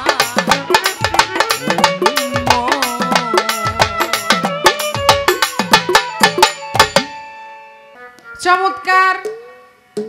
আমার যাহা জানার ছিল সে সেটার জবাব করেছে, খুব সুন্দরভাবে আমাকে বুঝিয়েছে, তাতে আমার কোনো সমস্যা নাই। তবে উনি দুই তিনটা কথা বলছে, আমি খুব সংক্ষিপ্ত করে জবাবটা দিয়ে যাই। হ্যাঁ, প্রথমত আমাকে বলে উনি যে বোঝে না তাও বুঝে না। আমি 2 মিনিটে কথাটা শেষ করে দিব দাদা, 2 মিনিট, হ্যাঁ, জাস্ট হ্যাঁ, 2 মিনিট। 2 মিনিট। আমি যে বুঝি না তা তো আমি বুঝি, আমি যে বুঝি না এই যে কথাটা বললেন, না বুঝলে ভাই গান গাই কেমনে আমি? হ্যাঁ হ্যাঁ এটাও তো একটা না বুঝলে আপনার সাথে পালা গাই কেমনে বুঝতে হইব। এমনে এমনে যাক বেশি বাড়াবো না, যেহেতু নিচে থেকে ভাই বলতেছে কথা বেশি বলা যাবে না, আমি সংক্ষিপ্ত করেই বললাম। আবার বলতেছে বায়াতের কথা বললা কিন্তু 5 ওয়াক্ত নামাজের কথা তুমি মানো না কেন? ভাইরে, পবিত্র কোরআনের মধ্যে 5 ওয়াক্ত নামাজের কথা কি আছে? বলছে? হ্যাঁ, ওখানে বলেছে সালাতের কথা। হ্যাঁ 82 জায়গায় সালাত কায়েম করার কথা। আকিমুস সালাতা ওয়া তু যাকাতা, অর্থাৎ সালাত কায়েম করতে হবে, যাকাত প্রদান করতে হবে। এখানে সালাতের কথা বলা হয়েছে, ওখানে কিন্তু 5 ওয়াক্ত নামাজের কথা বলা নাই। এই বিষয়টা নিয়ে আমি অনেক কিছুই বলতে পারতাম, এই যাকাতের বিষয় নিয়ে আর সালাতের বিষয় নিয়ে, যেহেতু সময় নাই এই জন্য আমি বললাম না, আমি অল্পতে শেষ দিলাম, আপনি বুঝে নিছেন। কারণ জ্ঞানী মানুষ তো ইশারাই যথেষ্ট। কি আবার কয় মানে কইতাছে এমন প্রশ্ন তুমি আমারে করো যেগুলা ইউটিউবে সার্চ দিলেই পাওয়া যায়। হ্যাঁ, এখন তো ডিজিটাল যুগ, আপডেট। আপনার কোন জিনিস গুগলে না পাওয়া যায়? সবই পাওয়া যায়, এটা কোনো বিষয়ই না। পবিত্র কোরআন শরীফটা আপনি দেখবেন যে একটা সফটওয়্যারে আছে, পুরাটা একদম নামানো, তো সবকিছুই তো পাওয়া যায়। কারণ উনি বলতেছে কয় আমি একটা প্রশ্ন করি, দেখো এইরকম প্রশ্ন করবা। কি প্রশ্ন?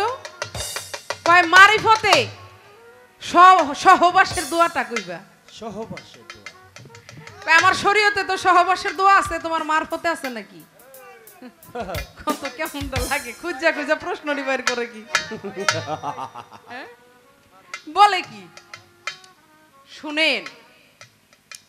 এই যে সহবাসের কথা যে বললেন, এই যত যাই ঝামেলা আকাম কুকাম এগুলো আপনারা করেন, বুঝছেন? মারফতের যারা ফকির, আমার গনিশা বাবা, আমার রাহাত বাবা, শাহালি বাবা, তারা এগুলোর মধ্যে ছিল না তো। আল্লাহর ওলিরা, সাধকরা, এরা তো কখনো সহবাসের মধ্যে থাকে না। তো সহবাস যদি না করেন আবার দোয়া হয় কিসের? বিষয়টা তাই না? আপনাদের বিষয় আর আমাদের বিষয় তো এক না, তা আপনার সাথে আমার মিলবে কিসে? এগুলো আমাদের কাজ করবো না, এগুলো আপনার উপর দিয়ে দিছি, এই যাই জামালা আপনারা কইরা খান, কইরা কাইটা খান, এগুলো আমাকে কাজ না। অতএব এই বিষয়ের কোনো সহবাসের কোনো দোয়া নাই, এগুলোর মধ্যে আমরা নাই, এগুলোর কোনো দোয়াও নাই। বলে কি? হ্যাঁ বলে কি? কি কয় আর না কয়? কয় চকির তলাও তলা, আগর তলাও তলা, কি এর লগে না কি মিশাইতেছে? আরে তলা, আরে তলা। যাক, আমার বলা কওয়া শেষ। এবার আমার কাছে একটা প্রশ্ন করছে, আমি প্রশ্নটা মুখে জবাব না, আমি গানের মধ্যে জবাবটা দিয়ে দেই, যেহেতু সবাই আপনারা গান পাগল। আমি এই প্রশ্নটা যেখান থেকে সে করেছে ঠিক ওইখান থেকে ওই বিষয়ের উপরে আমার একটা গান থাকবে, গানের পরে আমি বিচ্ছেদ গান রাখবো। গানও হয়ে গেল, জবাবও হয়ে গেল, কি বলেন? কথাই থাকলাম না। ওরে কলেমার মালিক হয় মাইয়া, কলেমার মালিক হয় মাইয়া, বিসমিল্লাহ হয় পুরুষের। আত্মজ্ঞানে জানতে হবে ভেদ বিধান তোমার ফতের, আত্মজ্ঞানে জানতে হবে ভেদ বিধান তোমার ফতের। ওরে কলেমার মালিক হয় মাইয়া, কলেমার মালিক হয় মাইয়া, কলেমার মালিক হয় মাইয়া, বিসমিল্লাহ হয় পুরুষের। আত্মজ্ঞানে জানতে হবে ভেদ বিধান তোমার ফতের, আত্মজ্ঞানে জানতে হবে ভেদ বিধান তোমার ফতের। আত্মজ্ঞানে জানতে হবে ভেদ বিধান তোমার ফতের, আত্মজ্ঞানে জানতে হবে ভেদ বিধান তোমার ফতের, আত্মজ্ঞানে জানতে হবে ভেদ বিধান তোমার ফতের। আস্তে কেন গানটা ধরলাম? সে বলছে যে মারিফতে কলেমাটা কিভাবে দেখা যায়, কলেমাটা কোথায়, কি বিষয়, এই জন্য কিন্তু আমার গানটা ধরা। আপনি পুরো গানটা শুনেন, শুনলে আপনি জবাবটা পেয়ে যাবেন। আত্মজ্ঞানে জানতে হবে ভেদ বিধান তোমার ফতের, আত্মজ্ঞানে জানতে হবে ভেদ বিধান তোমার ফতের। শরীয়তের কলমা হইল কাগজ লেখা হরফে, ওরে তরিকতের কলমা হইল সহি শুদ্ধ আরেফের গো, সহি শুদ্ধ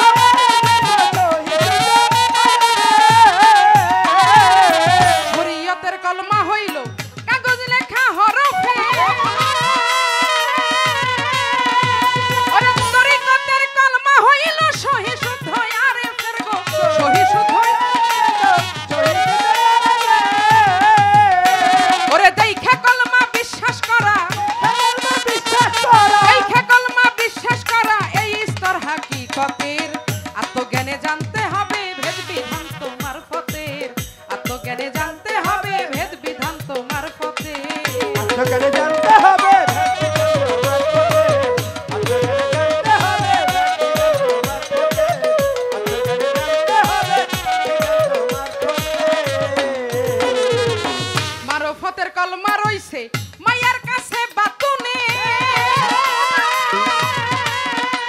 ওরে পান করিয়া আউলিয়া হয় যে জন তাহার ভেদ জানে গো যে জন তাহার ভেদ জানে গো যে জন তাহার ভেদ জানে মারিফতের কলমা রইছে মায়ার কাছে বাতুনে ওরে পান করিয়া আউলিয়া হয় যে জন তাহার ভেদ জানে গো যে জন তাহার ভেদ জানে গো যে জন তাহার ভেদ জানে ওরে চার স্তরের কলমা জানা চার স্তরের কলমা জানা কর্তব্য হয় ইনসানের আত্মজ্ঞানে জানতে হবে ভেদ বিধান তোমার ফতের আত্মজ্ঞানে জানতে হবে ভেদ বিধান তোমার ফতের আত্মজ্ঞানে জানতে হবে আত্মজ্ঞানে জানতে হবে বিধান তোমার পথে আত্মজ্ঞানে জানতে হবে বিধান তোমার পথে যে বিসমিল্লাহর পুরুষ মালিক এশক পায়দা গোপনে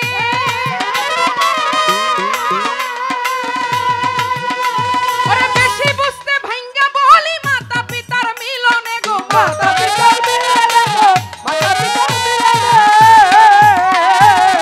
যে বিসমিল্লাহর পুরুষ মালিক এশক পায়দা গোপনে ওরে বেশি বুঝতে ভাঙ্গা বলি মাতা পিতার মিলনে গো মাতা পিতার মিলনে গো মাতা পিতার মিলনে বেশি বুঝা বুঝ হইল না বেশি বুঝা বুঝ হইল না চিরবুকা রশিদের আত্মজ্ঞানে জানতে হবে ভেদ বিধান তোমার ফতের আত্মজ্ঞানে জানতে হবে ভেদ বিধান তোমার ফতের আত্মজ্ঞানে জানতে হবে বিধান তোমার পথে আত্মজ্ঞানে জানতে হবে বিধান তোমার পথে আত্মজ্ঞানে জানতে হবে বিধান তোমার পথে তাহলে সর্বোপরি বোঝা গেল এই কলেমার মালিক হচ্ছে একজন মাইয়া আর বিসমিল্লার মালিক হচ্ছে পুরুষ এই জন্য গানের মধ্যে সাধক বলেছেন আত্মজ্ঞানে জানতে হবে ভেদ বিধান তো মারফতের এটা হলো গোপন বিষয় এটা মঞ্চে বলার মতো এরকম না আর সময়টাও নাই তবে আরেকটু আপনাকে বলি সেটা হচ্ছে কলেমা পড়া বা পাঠ করার জিনিস না এটা হচ্ছে বস্তু আপনি তো বুঝতেই পারলেন এটা পাঠ করা বা পড়ার কোনো বিষয় না এটা হচ্ছে বস্তু বিষয় যা লৌহ মাহফুজ বা গঞ্জমুখফির আঁকা নকশাই হলো কলেমা আমি চেষ্টা করলাম আপনাকে বোঝানোর আশা করি আপনি বুঝতে পারছেন আত্মজ্ঞানে জানতে হবে বিধান তোমার পথে